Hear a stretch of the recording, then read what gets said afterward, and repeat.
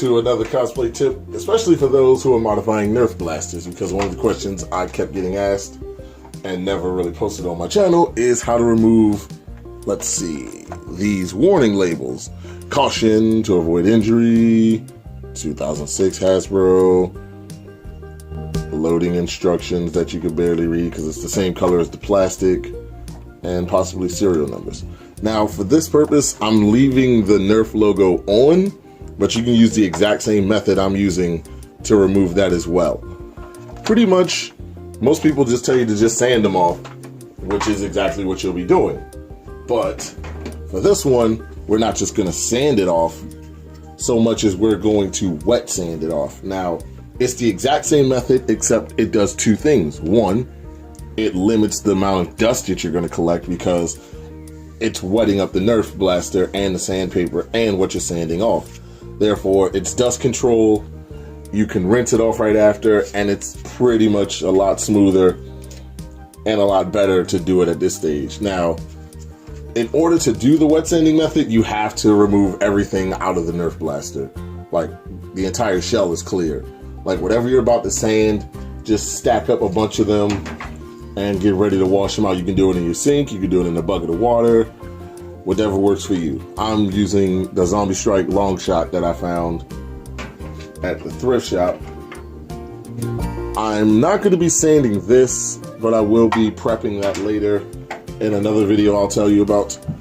But pretty much to start here, all you really need is either sanding sponges or a sanding block and 120 grit.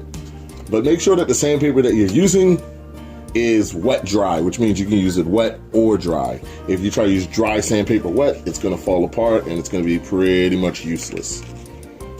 You should already know how to load up the sanding brick if you have one. If not, there are videos online on how to do that and whatnot. I'm just wetting up the Nerf a little bit.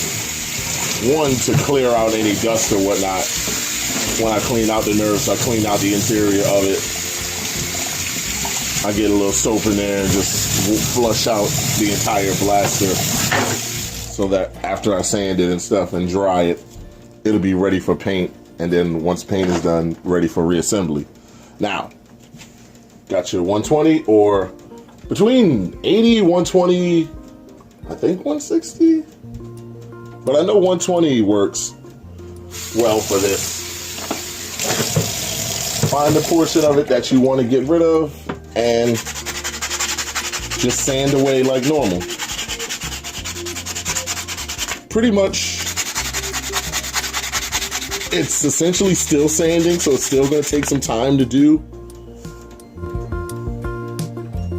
I'm trying to reflect it off of here, but right now, I'm getting most of that label off right there.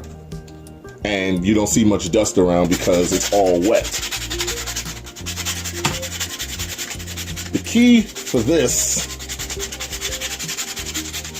is to sand down all the lettering to the point where it's flush with the plastic itself. Now, there's still, I'm in the laundry room, so yeah, don't mind that. There's still some lettering right here.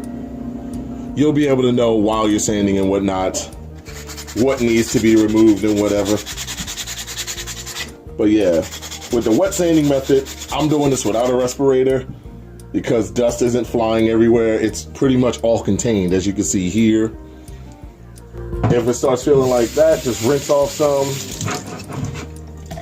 or pour some water over it, or a wet rag, or whatever you're using, whether you're inside or outside, and just continue doing that.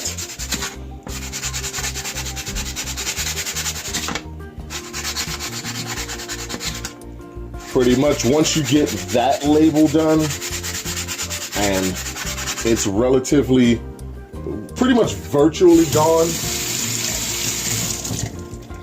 like you won't see any of the lumps from the wording or anything like that. Once you go from 120, after you finished all the areas that you want to sand, all of those that you want to sand off, then you go a grit higher. The higher the number, the finer the grit. So you go up one more, and then once that's pretty much smoothed out, you're done. then you just go with either sandpaper, sand the entirety of it, or get a Scotch-Brite, scuff up the entirety of the blaster. You can use that wet or dry as well. As long as the plastic is dull, the paint will adhere a lot better.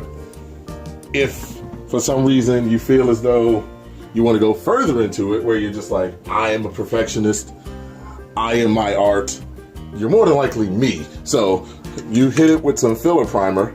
And I say this because you're not going to be painting over this, because this, for most people that use filler primer, this particular one that I'm holding, if you look at the back here, because somebody asked me about it earlier, yeah, this only works on metal, wood, and fiberglass surfaces. So if you think you're just going to hit your Nerf with just this and paint it, no.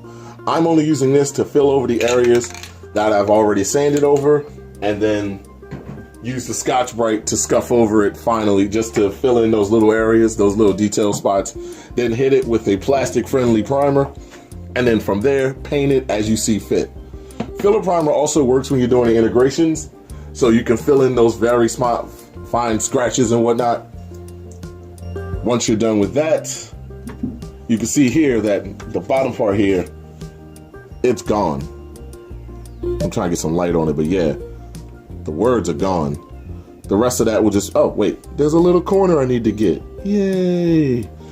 So much for just going straight through with the video. But yeah, I'm gonna finish the rest of this and show you pretty much a couple photos at the end of this video of how it looks once these are all sanded down.